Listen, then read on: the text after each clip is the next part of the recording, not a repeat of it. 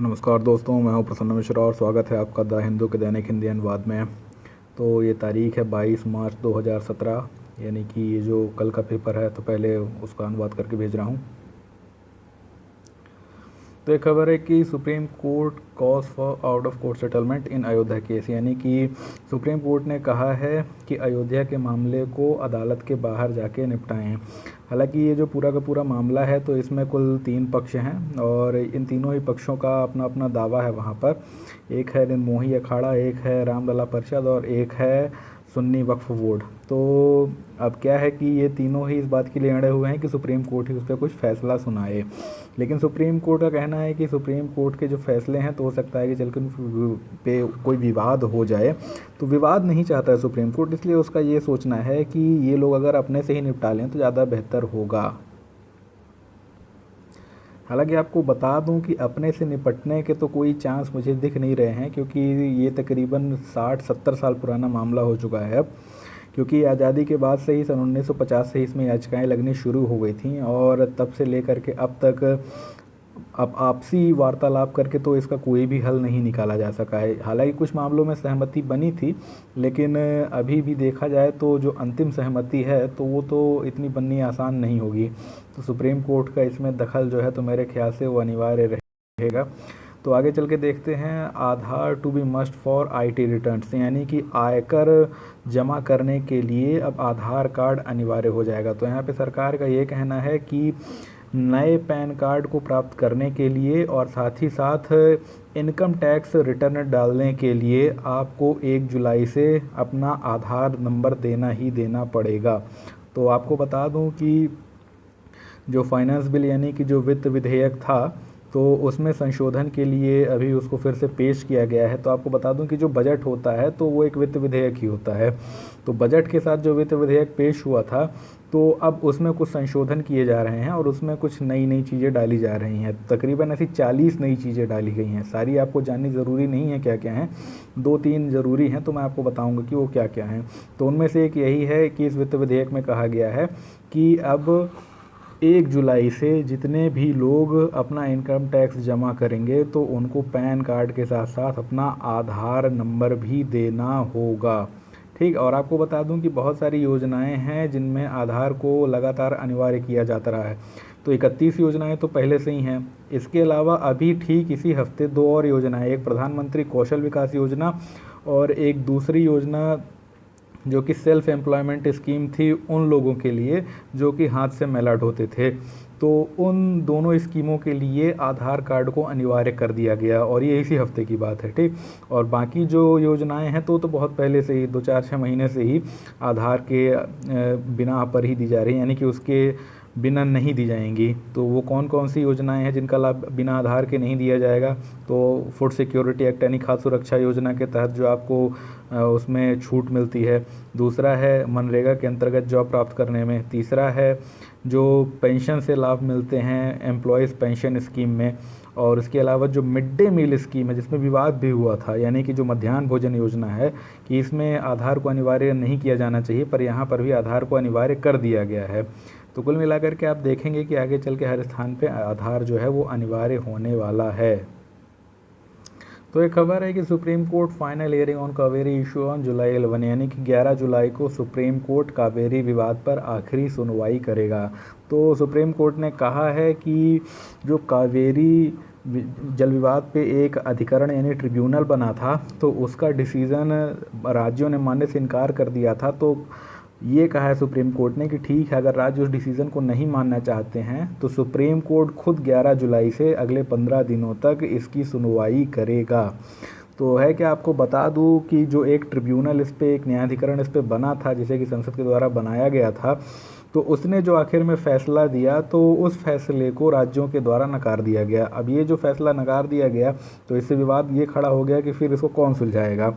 तो सवाल ये था कि सरकार तो अपनी तरफ से यही कर सकती है कि फिर से एक नया ट्रिब्यूनल बिठा दे, पर ये हुआ कि नहीं, उससे हल नहीं हो सकता, क्योंकि होना होता तो पुराने ट्रिब्यूनल से हो जाता। तो ये है कि अंतिम ये मामला सुप्रीम कोर्ट ही जाना जाएगा और उसका वहाँ जाना अनिवार्य है। क्योंकि अब सुप्रीम कोर्ट के ही गाइडलाइंस पे पता चलेगा कि इसका क्या निवारण हो सकता है। ठीक, तो आपको इसमें बता दूं कि जब ये मामला सुप्रीम कोर्ट ले जाया जाने वाला था तो केंद्र सरकार ने ये कहा था कि दरअसल पे जो inter state water dispute act 1956 का है और साथ ही साथ जो संविधान का आर्टिकल 262 है, तो वो सुप्रीम कोर्ट को इस बात के लिए रोकता है कि अगर कोई ट्रिब्यूनल ने निर्णय सुना दिया है तो सुप्रीम कोर्ट उस पर फिर से कोई फैसला दे। यानी कि केंद्र सरकार का ये कहना था कि ये जो दो प्रावधान हैं, इन दोनों प्रावधानों के आधार पर सुप्रीम कोर्ट को ये इजाज़त नहीं है कि वो किसी भी बनाए गए ट्रिब्यूनल के निर्णयों पर दखलंदाजी करके उन्हें पलट करके अपना कोई नया डिसीज़न दे। तो हालांकि क्या हुआ कि सुप्रीम कोर्ट ने भी अपनी तरफ से गिना दिया कि जो आर्टिकल 136 है तो उसके हिसाब से सुप्रीम कोर्ट के पास एक कॉन्स्टिट्यूशनल राइट यानी कि संवैधानिक अधिकार है कि वो किसी भी मामले को अपने पास ले करके उसकी सुनवाई कर सकता है। तो हो गया ले दे करके अपने अपने क्षेत्राधिकारों की बात है। तो यहाँ पे जो कुछ नाम आ रहे हैं, तो पहले एक नाम बता दूँ, NTC यानी कि नेशनल टाइगर कंजर्वेशन अथॉरिटी। तो इसके बारे में इंटरनेट में थोड़ा बहुत पढ़ लीजिएगा, ठीक, कि कौन सा मंत्रालय वगैरह देखता है। और जो महत्वपूर्ण जो दूसरी बात है आपको बता रहा था कि जो नया वित्त विधेयक आया है उसमें 40 संशोधनों में एक और संशोधन आया है, वो ये है कि जो 3 लाख रुपए की अधिकतम कैश के द्वारा लेन देन की सीमा थी उसको घटा करके 2 लाख रुपए कर दिया जाएगा। और आपको पता होगा कि अगर कोई भी व्यक्ति 3 लाख रुपए से ज़्यादा जमा करता तो उस पर उतने ही रुपए का जुर्माना लगता जितना कि वो जमा करता है। जैसे 5 लाख रुपए जमा कर रहा है या 5 लाख रुपए का लेन देन कर रहा है, ट्रांजैक्शन मतलब होता है लेन देन, चाहे जैसे भी हो, ठीक, तो उस ट्रांजैक्शन का जितना भी पैसा, जैसे 5 लाख का कर रहा है तो 5 लाख का 5 लाख जुर्माना लग जाएगा। तो 100% जुर्माने का अर्थ यही होता है कि जितने का भी लेन देन हुआ है वो सारा का सारा जुर्माने के तौर पे जब्त कर लिया जाएगा। तो अभी तक जो था 1 अप्रैल से योजना लागू होनी थी 3 लाख की सीमा के साथ, लेकिन अब क्या है कि ये जो नया संशोधन बिल लाया गया है तो इसमें इसको घटा करके 2 लाख कर दिया गया है। यानी कि जो अभी तक लोग 3 लाख समझ रहे थे तो अब घट करके 2 लाख हो जाएगा। तो ये बात बिल्कुल ध्यान रखिएगा। यानी कि 1 अप्रैल 2017 से आप कोई भी ट्रांजैक्शन या लेन देन ऐसा नहीं कर सकते हैं जिसमें कि 2 लाख रुपए से ज़्यादा का कैश इन्वॉल्व हो, ठीक। और अगर कोई भी व्यक्ति उससे ज़्यादा का ट्रांजैक्शन करता है तो उससे क्या होगा, उससे जो भी उसने ट्रांजैक्शन में लेन देन किया होगा 2.5 लाख रुपए, 3 लाख रुपए, जितने का भी 2 लाख रुपए से ज़्यादा का, ठीक, तो वो पूरी की पूरी जो रकम है तो उसकी जब्त हो जाएगी। यानी कि 3 लाख रुपए का किया तो 3 लाख का 3 लाख उसका पूरा जब्त हो जाएगा। तो एक तरीके से कुल मिला के ये मेरा कहना है कि इससे क्या होगा कि जो इनकम टैक्स डिपार्टमेंट है तो उसकी पकड़ बहुत ज़्यादा समाज के ऊपर बढ़ जाएगी, व्यापारियों, कारोबारियों, इन सभी के ऊपर उसकी पकड़ बहुत ज़्यादा बढ़ जाएगी। और कहीं ना कहीं जो टैक्स टेररिज्म, एक शब्द आपने सुना होगा, यानी कि टैक्स आतंकवाद। तो टैक्स टेररिज्म का मतलब यही होता है कि लोगों को टैक्स के लिए प्रताड़ित करना, परेशान करना सरकार के द्वारा। तो है क्या कि एक तो पहली बात बता दूं कि भारत में इनकम टैक्स डिपार्टमेंट जो है तो कोई दूध का धुला नहीं है, सभी जानते हैं। और जब नोटबंदी हुई थी तो उस वक्त भी ये देखा गया था कि इनकम टैक्स डिपार्टमेंट में इतनी ज़्यादा धांधली थी कि उन्होंने कई सारे लोगों के नाम ही नहीं उजागर किए जिनको वो खुद भी जानते थे कि इनके पास ब्लैक मनी है। तो ऐसा तो नहीं था कि इनकम टैक्स डिपार्टमेंट नहीं जानता था किसके पास ब्लैक मनी है, कहाँ छापा मारना चाहिए, कहाँ नहीं मारना चाहिए। जानते तो वो रहे होंगे जाहिर तौर पे, लेकिन ऐसा कुछ दिखा नहीं। और जो पूरा का पूरा पैसा था 15 लाख करोड़ का 15 लाख करोड़ वो फिर से वापस जमा हो गया।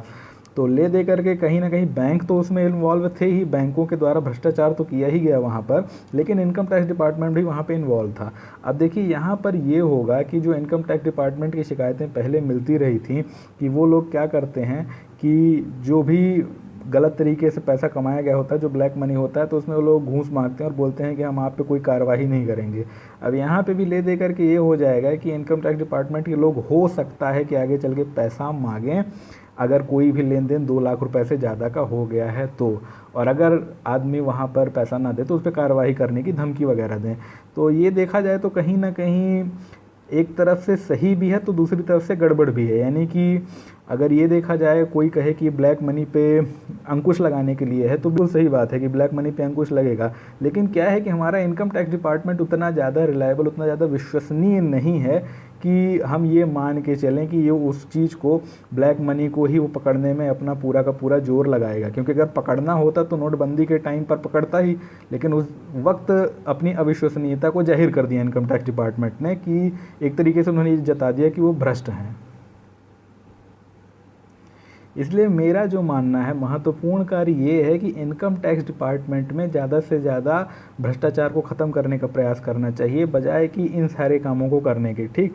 क्योंकि इससे व्यापारियों को कई सारी मुश्किलें पेश आएंगी जब ये 2 लाख की सीमा लगा दी जाएगी। तो खैर, आगे की बात तो आगे देखी जाएगी। अगला यहाँ पर लिखा हुआ है कि HIV patients unhappy with bill, यानी कि जो HIV मरीज़ हैं तो एक बिल से वो खफा हैं। तो आपको बता दूं कि HIV संबंधित एक अभी बिल है, विधेयक लाया गया है, उसमें जो एक शब्द, एक फ्रेज़ इस्तेमाल किया गया है, उससे जो HIV पीड़ित हैं वो दुखी हैं।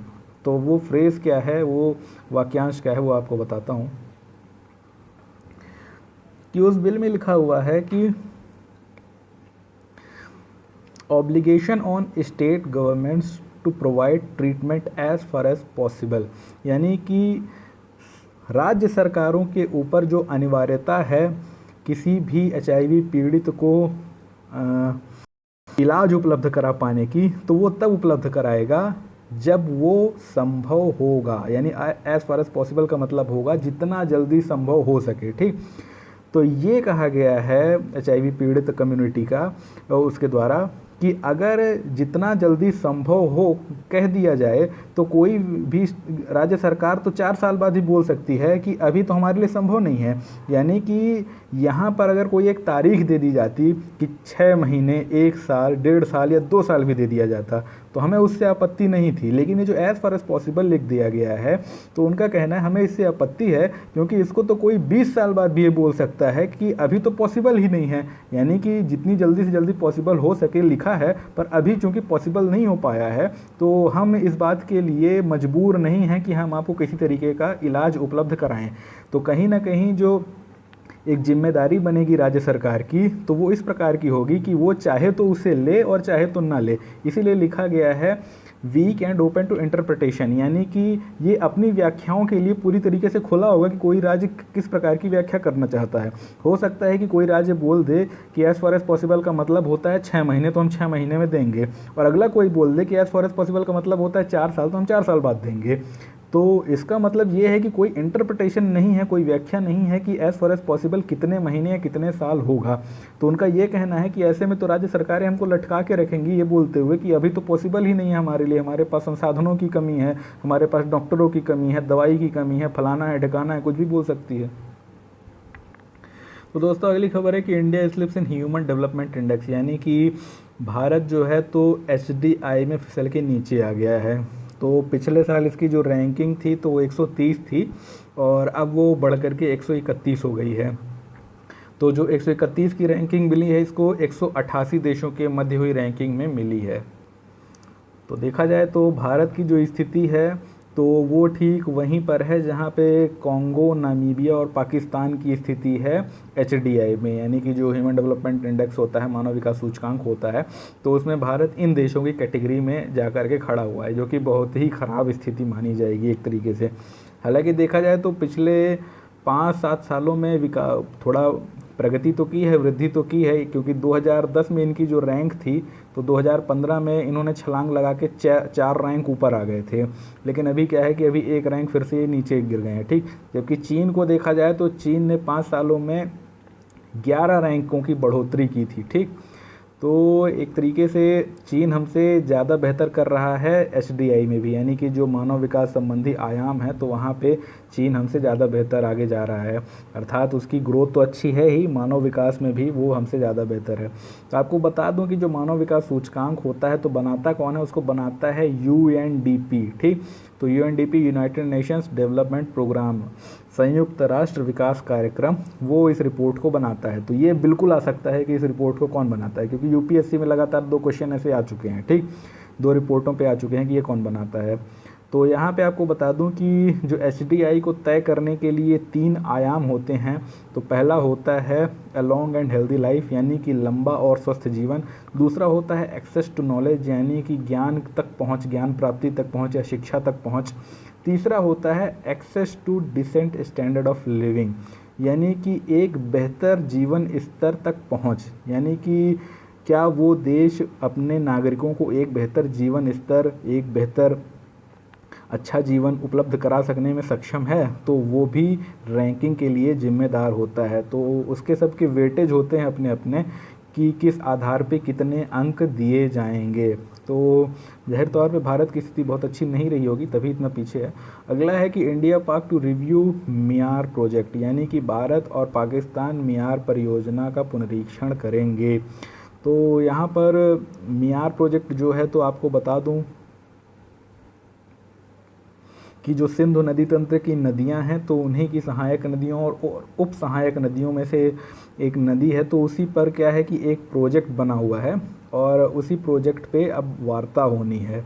तो है क्या कि जो भारत और पाकिस्तान है, तो इस बात पे दोनों ही तैयार हो गए हैं कि जो मियार हाइड्रो इलेक्ट्रिक प्रोजेक्ट है, तो उसकी रीडिज़ाइनिंग की जाए। इसके अलावा ये भी कहा गया है कि जो लोअर कलनाई और साथ ही पकल दुल प्रोजेक्ट थे, तो उनका भी पुनः निरीक्षण किया जाएगा, ऐसा कहा गया है। तो ये जो परियोजनाएं हैं, तो हालांकि काफ़ी छोटी छोटी परियोजनाएं हैं, पर फिर भी इनके नाम सब आप याद रखिएगा। तो एक खबर है कि UK US limit electronic devices on planes, यानी कि यूके और यूएस जो हैं, तो उन्होंने प्लेनों पर इलेक्ट्रॉनिक डिवाइस लाने को प्रतिबंधित कर दिया है। तो कहाँ पर प्रतिबंधित किया है, आपको बता रहा हूँ कि जो मेन कैबिन होता है, जहाँ पे यात्री यात्रा करते हैं, तो वहाँ प्रतिबंधित किया है। और जहाँ पर पीछे लगेज वगैरह होता है, तो वहाँ पे वो उसको डलवा के ले जा सकते हैं। तो ये कहा गया है कि कोई भी ऐसी चीज़ जो कि मोबाइल से बड़ी होगी, तो वो कुछ विशेष देशों से अमेरिका या यूके नहीं लाई जा सकेगी। तो अमेरिका ने पहले लगाया था, बाद में यूके ने भी इसको फॉलो किया। यहाँ पे लिखा हुआ है कि ब्रिटेन टुक सिमिलर स्टेप्स, तो यानी कि ब्रिटेन ने भी उसको फॉलो किया। और ये कहा गया है कि electronic items in main cabin on flights from 6 countries in the region, यानी कि जो इन इलाकों के 6 देश हैं, तो वहाँ से आने वाली फ़्लाइट्स में जो भी इलेक्ट्रॉनिक आइटम हैं, इलेक्ट्रॉनिक वस्तुएं हैं, तो वो मेन कैबिन में, अर्थात वहाँ पर नहीं लाई जा सकेंगी जहाँ पे यात्रा की जाती है।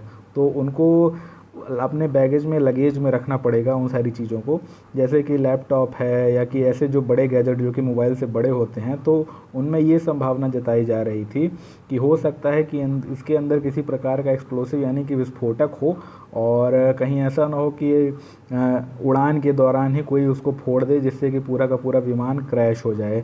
तो अभी आतंकवादी घटनाओं के चलते वहाँ पर इन सारी चीज़ों के लिए बहुत ज़्यादा एहतियात बरता जा रहा है। तो एक खबर है कि Imran calls for inclusion of Sikhism in census, यानी कि इमरान खान ने कहा है कि जनगणना में सिखिज्म यानी सिखों को शामिल किया जाए। तो आपको बता दूं कि पाकिस्तान में अभी 19 साल बाद जनगणना हो रही है, लेकिन जो जनगणना का प्रोफार्मा तैयार किया गया था, तो उसमें जो धर्म का यानी रिलीजन का कॉलम होता है, उसमें सिख धर्म का जिक्र नहीं था। तो इमरान खान ने इस बात पर आपत्ति दर्ज की। उनका कहना था कि भले ही सिखों की संख्या बहुत कम है पाकिस्तान में, लेकिन फिर भी रहते तो हैं ही, तो इसलिए सिखों का कॉलम होना चाहिए। और आज का जो 23 का अखबार है, तो उसमें जो पेशावर का कोर्ट है, तो उसने इस बात के लिए आदेश दिया है कि जो सिखों का कॉलम नहीं है, तो उसको वहाँ पे रखा जाए।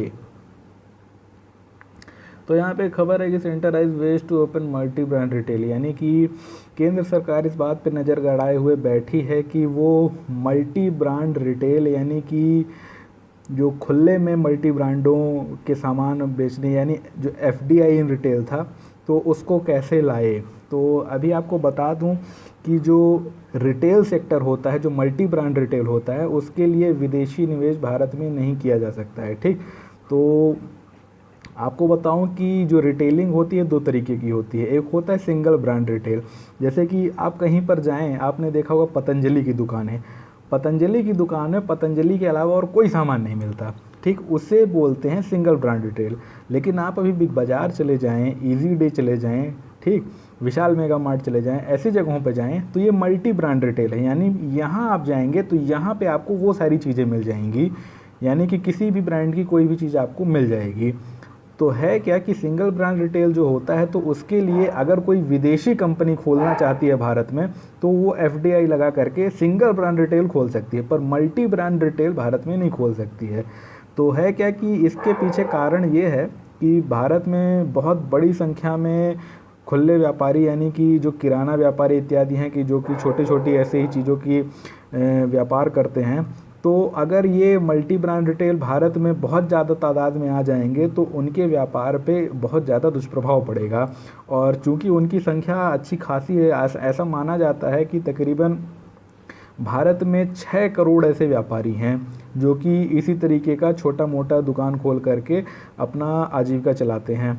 तो ये कहा गया कि चूंकि ये जो एफडीआई लगा करके कंपनियां आएंगी तो इनका तो शुद्ध मकसद है मुनाफा कमाना, जबकि भारत में जिन लोगों पे इसका दुष्प्रभाव पड़ेगा तो वो तो मुख्य रूप से अपनी आजीविका चलाने के लिए अपनी दुकान खोले हुए हैं। ठीक, तो अगर उनकी दुकान बंद हो जाएगी तो एक बहुत भारी संख्या में लोगों के ऊपर आजीविका का संकट पैदा हो जाएगा। तो इसलिए इसको अभी तक क्या है, भारत में नहीं लाया गया। हालांकि आपको बता दूं, जब यूपीए की सरकार थी लाने वाली थी इसको, तो बहुत ज़्यादा विरोध हुआ था भाजपा के द्वारा, और भाजपा ने तो अपने के घोषणा पत्र में ही ये लिखा था कि हम इसको मल्टी ब्रांड रिटेल को नहीं आने देंगे।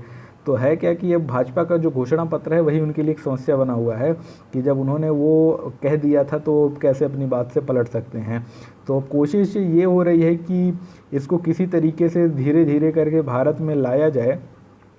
दिक्कत ये है कि अगर ये 100% एफडीआई रिटेल भारत में ला दिया गया तो इतनी ज़्यादा मात्रा में एफडीआई यहाँ पे होगी, क्योंकि इतना बड़ा मार्केट है भारत का कि सारी की सारी जो विदेशी कंपनियाँ हैं वो भारत में अपना एफडीआई रिटेल खोलने के लिए प्रतिस्पर्धा पे उतर आएंगी और अपने सामान की कीमत एक से मतलब इतनी कम, अगर एक ने कम रखी तो दूसरा उससे कम, दूसरे ने कम रखी तीसरा उससे कम, इतनी कम करने की कोशिश करेंगी कि जो हमारा लोकल व्यापारी है तो वो तो उतनी कंपटीशन झेल ही नहीं पाएगा। ठीक, तो वो अपने आप क्या हो जाएगा, वो अपने आप मार्केट से आउट हो जाएगा। क्यों?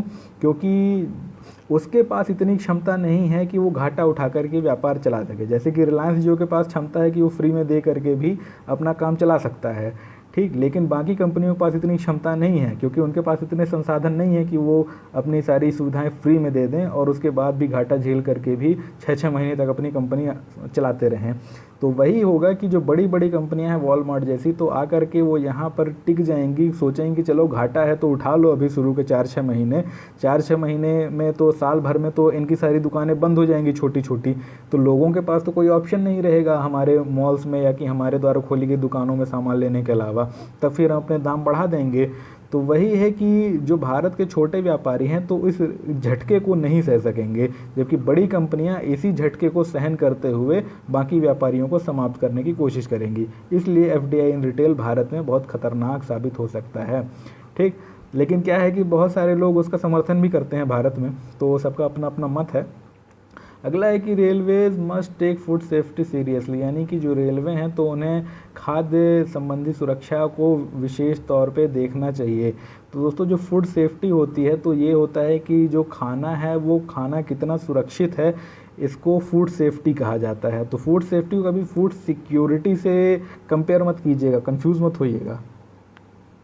हालांकि समस्या ये बता दूं कि फूड सिक्योरिटी को भी हिंदी में कई जगह खाद्य सुरक्षा ही कहते हैं, कई जगह के फूड सिक्योरिटी को हर जगह ही खाद्य सुरक्षा कहते हैं, और फूड सेफ्टी को भी कई सारी किताबों में मैंने खाद्य सुरक्षा ही देखा है। तो बड़ा कन्फ्यूज़न हो जाता है कि खाद्य सुरक्षा का क्या मतलब है। तो जब भी कहीं लिखना हो आपको तो फूड सेफ्टी का जो है तो खाद्य रक्षा लिख दीजिए, ज़्यादा बेहतर होगा। या कि अगर खाद्य सुरक्षा भी लिखें तो बगल में फूड सेफ्टी ज़रूर लिखें, ताकि सामने वाले को समझ में आए कि फूड सेफ्टी के बारे में बात कर रहे हैं। ठीक, तो भारत में जो फूड सेफ्टी को निर्धारित करने के लिए प्राधिकरण है उसका नाम है FSSAI, यानी कि food safety and standard authority of India. ठीक, और जब इसको ऐसा लगता है कि किसी भी भोज्य पदार्थ में कुछ भी ऐसी गड़बड़ है कि वो व्यक्ति मनुष्य के स्वास्थ्य के लिए उचित नहीं है तो उस पर बैन भी लगा सकता है। तो आपको बता दूं, मैगी के ऊपर जो बैन लगा था तो FSSAI ने ही लगाया था। क्यों? क्योंकि यही तो प्राधिकरण है जिसके ऊपर इस बात की पूरी जिम्मेदारी है कि भारत में वो खाद्य संबंधी रक्षा को निर्धारित करे, यानी कि खाद्य खाना वो भोज्य पदार्थ खाना कितना ज़्यादा सुरक्षित है नहीं है, इस बात को निर्धारित करे।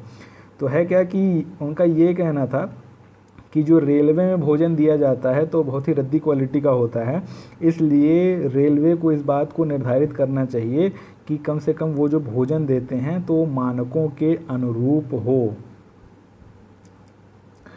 तो लाइफ वाला जो पेज है उसमें कुछ भी नहीं है, खाली एक नाम है, वो नाम है national film archive of India. ठीक, तो जो आर्काइव होती है तो एक प्रकार का संग्रहालय या ऐसी जगह जहाँ पे सारी पुरानी चीज़ें सुरक्षित रखी जाती हैं, उसे आर्काइव कहते हैं। ठीक, तो आर्चीव वगैरह ऐसा मत पड़िएगा, इसको आर्काइव कहा जाता है। ठीक, तो बस यही था और कुछ नहीं था। तो ये अनुवाद समाप्त हो गया। अभी कुछ देर में मैं 23 तारीख का भी अनुवाद डाल दूँगा।